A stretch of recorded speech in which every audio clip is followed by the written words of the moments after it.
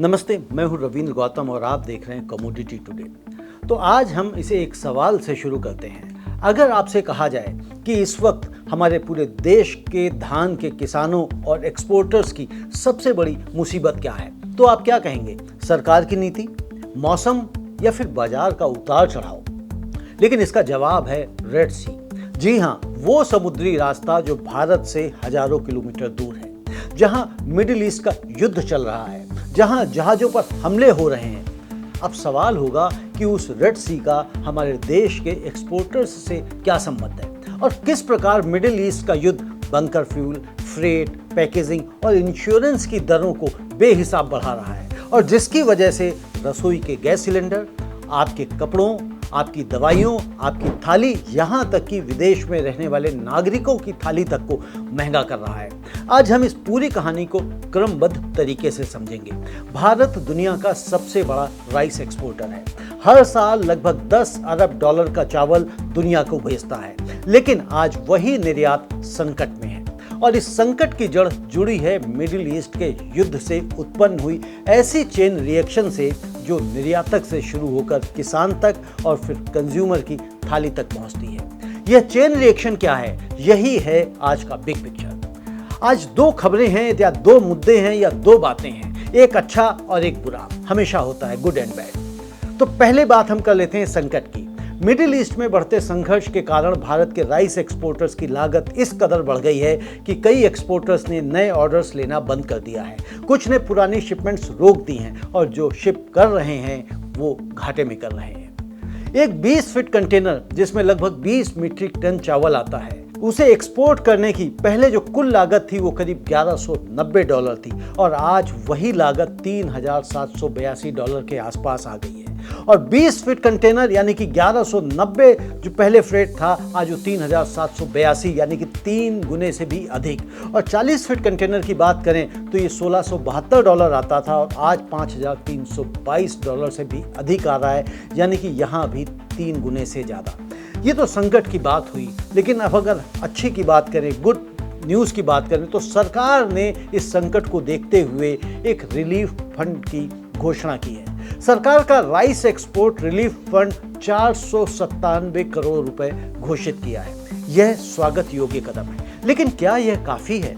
इसका जवाब विश्लेषण में। एक तरफ तूफान है, दूसरी तरफ सरकार की छतरी। छतरी का आकार तूफान के मुकाबले कितना बड़ा है, यह हमको देखना होगा। लेकिन उससे पहले हम यह समझें कि यह तूफान आया कहां से। तो दोस्तों, इसे समझने के लिए हम एक नक्शे पर चलते हैं, इसके बैकग्राउंड को देखते हैं। वैसे बैकग्राउंड की अगर हम बात करें तो यह कोई नई खबर नहीं है। आज इस युद्ध को 24वां दिन चल रहा है। इजराइल हमास संघर्ष के बाद से पूरे मिडिल ईस्ट में तनाव है और यमन के हुती फाइटर्स ने रेड सी में कॉमर्शियल शिपिंग को निशाना बनाना शुरू किया और दुनिया का सबसे व्यस्त समुद्री रास्ता अनिश्चितता में आ गया। लेकिन जो नया है वो यह है कि अब इस युद्ध की आंच भारत के बंदरगाहों और निर्यातकों तक पहुंच चुकी है। भारत से मिडिल ईस्ट, यूरोप या अफ्रीका जाने वाले जहाज एक खास रास्ते से गुजरते थे, रेड सी, फिर सुएज कैनाल, और यह रास्ता छोटा था, सस्ता था और दशकों से चल रहा था। लेकिन हुती हमलों के बाद अचानक वो रास्ता जो सबसे छोटा था सबसे खतरनाक हो गया और तब दुनिया की बड़ी शिपिंग कंपनीज ने एक फैसला किया कि जहाज अब अफ्रीका के पूरे दक्षिणी सिरे से जाएंगे, केप ऑफ गुड होप से जाएंगे। सुएज रूट जो था वो 7000 नॉटिकल माइल्स का था, जबकि केप रूट 12000 नॉटिकल माइल्स का है। 5000 एक्स्ट्रा नॉटिकल माइल्स, ज़्यादा दिन, ज़्यादा बंकर फ्यूल, ज़्यादा खर्च और इसके साथ आया क्रूड ऑयल का झटका। जी हाँ, यहाँ एक और समुद्री रास्ते का नाम लेना जरूरी है, स्ट्रेट ऑफ हॉर्मुज़, जो एक बड़ा कारण भी है। फारस की खाड़ी का वो संखरा दरवाजा जिसकी चौड़ाई मात्र 33 किलोमीटर है और जिससे दुनिया का लगभग 20% क्रूड ऑयल गुजरता है। ईरान, इजराइल और अमेरिका के बीच चलते युद्ध के कारण इस रास्ते पर खतरा बढ़ गया है। ईरान ने साफ कहा है कि जो उसके दोस्त हैं उन्हें यहाँ से गुजरने में कोई समस्या नहीं, लेकिन इस रास्ते पर खतरे की आशंका भयंकर है। तो दो अलग समुद्री रास्ते, रेड सी और स्ट्रेट ऑफ हॉर्मुज़, और दो अलग संकट, लेकिन दोनों की जड़ एक ही है, मिडिल ईस्ट का यह युद्ध। रेड सी ने शिपिंग महंगी की, हॉर्मुज ने क्रूड ऑयल महंगा किया और इन दोनों का मिला जुला असर भारत के राइस एक्सपोर्ट पर पड़ा। क्रूड ऑयल महंगा होने का असर सिर्फ राइस एक्सपोर्ट पर नहीं पड़ता, इसका असर पड़ता है हर उस चीज पर जो क्रूड से बनती है। Chemicals, PVC, resin, polyester, fertilisers, LPG और यह सब आप रोज इस्तेमाल करते हैं। और इंश्योरेंस का संकट वो अलग से। P&I इंश्योरेंस 3 से 4 गुना महंगा हो गया है। कई रूट्स पर कवर बंद हो चुका है। एक युद्ध, एक बंद रास्ता और उसके पीछे एक चेन रिएक्शन जो राइस एक्सपोर्टर से शुरू होती है और आपकी रसोई तक पहुंचती है। कारण समझ में आया? अब देखते हैं वो पूरा हिसाब। अब वो नंबर्स जो एक्सपोर्टर्स देखता है और आज आप देखेंगे।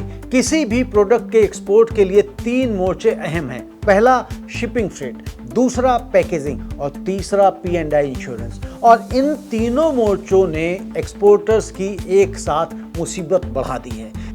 बंकर फ्यूल 3 गुना महंगा हो गया है।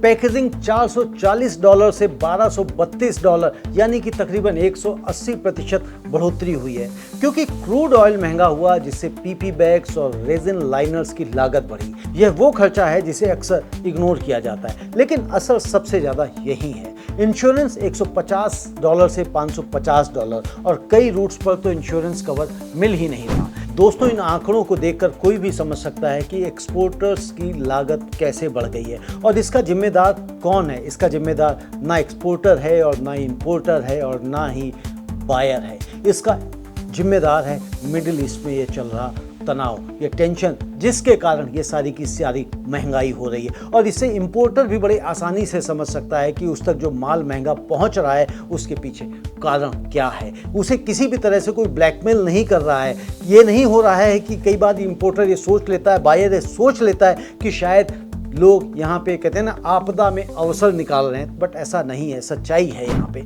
सरकार ने एक्सपोर्टर्स के लिए एक रिलीफ फंड का प्रोविज़न किया है और उसमें 497 करोड़ रुपए घोषित किए हैं। 497 करोड़ रुपए को अगर हम देखें डॉलर्स में तो ये $53 मिलियन होते हैं। जबकि अगर हम इस राइस सेक्टर पे देखें कि एक्स्ट्रा बर्डन क्या पड़ रहा है तो वह बर्डन अरबों डॉलर का है। यह फंड राहत तो जरूर देता है लेकिन पूरा बोझ नहीं उठाता। दर्द निवारक तो हो सकता है लेकिन बीमारी का इलाज नहीं है, और बीमारी सिर्फ राइस एक्सपोर्ट में नहीं है। क्रूड ऑयल जो पैकेजिंग आपकी महंगी कर रहा है वही आपकी रसोई की भी महंगाई बढ़ा रहा है। आपका पहनावा, आपकी दवाइयाँ, सब कुछ महंगा कर रहा है। अब हमें यह देखना है कि इसका पूरा असर किस किस पर पड़ रहा है। तो प्रभाव अगर हम देखें, जो इसका इम्पैक्ट है, तो सबसे पहले हम देखते हैं कि किसान के ऊपर क्या पड़ रहा है। तो जब निर्यातक घाटे में होता है तो वो सबसे पहले किसान से कम खरीदता है या फिर सस्ते में खरीदता है। पंजाब, हरियाणा, आंध्र प्रदेश, तेलंगाना, वेस्ट बंगाल यह चेन का सबसे कमजोर हिस्सा है। राइस कल्टीवेशन से जुड़े किसान परिवार अगर हम देखें तो लगभग 4.4 करोड़ हैं और 497 करोड़ का फंड सीधे निर्यातकों के लिए। किसान तक यह राहत इनडायरेक्ट और डिलेड है। राइस एक्सपोर्टर्स और एमएसएमई पर क्या इम्पैक्ट है? तो भारत में राइस एक्सपोर्ट का 80% से ज़्यादा काम एमएसएमई सेक्टर करता है। इनके पास घाटा झेलने की क्षमता सीमित है। नए कॉन्ट्रैक्ट्स बंद, नई हायरिंग बंद, कुछ मामलों में बिजनेस बंद। इंपोर्टर्स पर अगर हम इम्पैक्ट की बात करें तो जो भारतीय चावल खरीदते हैं, Saudi Arabia, UAE, Qatar, Iran, Oman, जो कंटेनर पहले $1190 में आता था वो अब इन्हें 3782 के आसपास पड़ रहा है। या तो ये एक्स्ट्रा कॉस्ट एंड कंज्यूमर पर डालो, यानी आम आदमी की थाली महंगी होगी, या कोई और सप्लायर ढूंढो जो भारत के लिए लॉन्ग टर्म नुकसान है। वो इंपोर्टर जो है देख रहा है, उसे पता है कि यह उसकी गलती नहीं है और भारत के निर्यातक की गलती भी नहीं है। यह एक युद्ध की कीमत है जो दोनों मिलकर चुका रहे हैं। अब हमें यह भी देखना जरूरी है कि आम भारतीय उपभोक्ता के ऊपर इसका असर क्या पड़ रहा है। अब तक हमने राइस एक्सपोर्ट की बात करी है, लेकिन वहीं क्रूड ऑयल जो जहाज की पैकेजिंग कॉस्ट बढ़ा रहा है वो आपकी रोजमर्रा की जिंदगी में भी घुस रहा है। क्रूड ऑयल से सिर्फ पेट्रोल नहीं बनता, उससे बनता है LPG, urea fertiliser, plastic, polyester, detergent, pharmaceutical packaging, यानी वो हर चीज जो आप सुबह उठने से लेकर रात सोने तक इस्तेमाल करते हैं। क्रूड ऑयल की महंगाई के कारण, क्रूड ऑयल के उछलते दामों के कारण खेत में डाली जाने वाली यूरिया खाद वो भी महंगी हो जाती है। यानी किसान की इनपुट कॉस्ट बढ़ेगी और उसका असर फिर से उसी थाली पर पड़ेगा जिससे हमने शुरू किया था। स्कूल यूनिफॉर्म के पॉलिस्टर कपड़े, घर के पीवीसी पाइप, साबुन और शैम्पू, यहाँ तक कि जेनरिक दवाइयाँ, इन सब की पैकेजिंग और रॉ मटेरियल क्रूड ऑयल से ही आती है। और क्रूड महंगा होने पर यह सब धीरे धीरे महंगा होता है, इतना धीरे कि पता नहीं चलता, लेकिन हर महीने जेब थोड़ी और हल्की हो जाती है।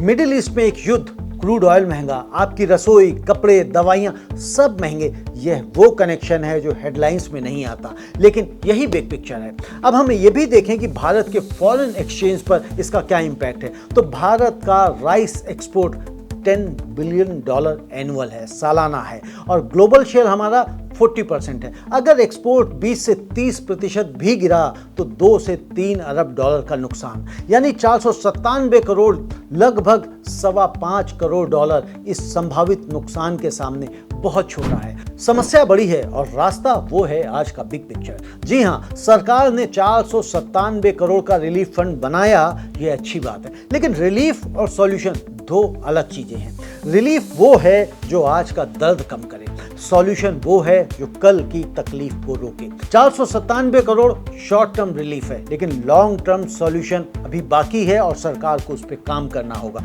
यह क्राइसिस नई नहीं है, मिडिल ईस्ट पहले भी जला है, रेड सी पहले भी बंद हुआ है, हर बार झटका लगा है, हर बार थोड़े दिन हाय तौबा हुई और जब तनाव कम हुआ हम सब भूल गए। यही सबसे बड़ी गलती है। इस बार अगर नहीं सीखे तो अगली बार की कीमत और ज्यादा होगी।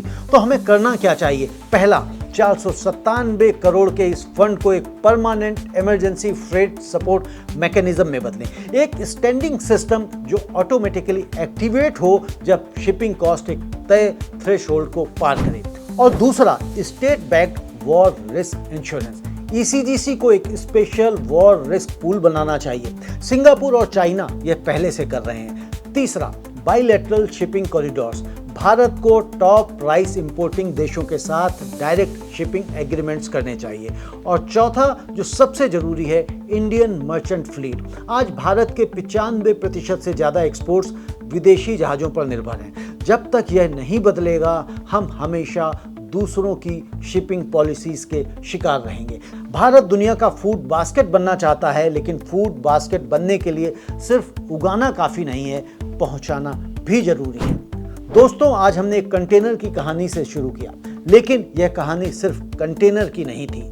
यह कहानी थी उस किसान की जिसकी फसल का मोल मिडिल ईस्ट के युद्ध ने तय किया, उस निर्यातक की जो घाटे में भी कॉन्ट्रैक्ट पूरा कर रहा है, उस इंपोर्टर की जो 3 गुनी कीमत पर माल खरीद रहा है, और आपकी जिसकी रसोई, कपड़े और दवाइयाँ सब उसी क्रूड ऑयल से जुड़ी हैं। सरकार ने 497 करोड़ देकर उस जहाज को थामने की कोशिश की है, लेकिन जहाज को थामना काफ़ी नहीं है, उसे चलाना भी होगा, और उसके लिए चाहिए एक परमानेंट सिस्टम, एक लॉन्ग टर्म विजन। 497 करोड़ मिले, ये अच्छा है, लेकिन याद रखिए यह पैसा समस्या का जवाब नहीं है, यह सिर्फ इस बात का सबूत है कि समस्या आ चुकी थी। असली जवाब तब होगा जब अगली बार यह नौबत ही ना आए, और यह तब होगा जब हम इसकी तैयारी अभी से शुरू कर दें। मैं हूं रवींद्र गौतम और यह था आज का बिग पिक्चर। बिग पिक्चर देखने के लिए कमोडिटी टुडे को सब्सक्राइब कीजिए और इस वीडियो को अधिक से अधिक शेयर कीजिए, और कमेंट में हमें बताइए कि यह वीडियो आपको कैसा लगा। आपका अभिनंदन, नमस्ते।